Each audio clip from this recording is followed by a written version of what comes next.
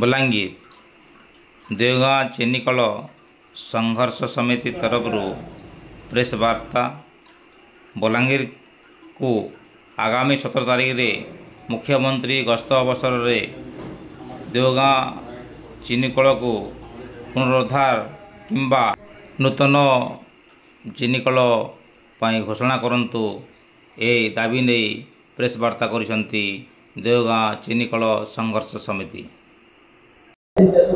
देवगाँ चीनीकल बलांगीर जिल्लार गोटे कृषि केंद्र थिला ताहाके सरकार जानी शुणी करी बंद कर देछन।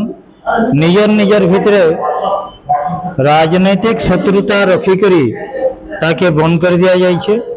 याने प्राय 10 वर्ष रु अधिक हैला ताके लड़ाई चली सरकार ठाने अनेक आवेदन जाइछे तार सत्वे भी सरकार नीरव रहीचन।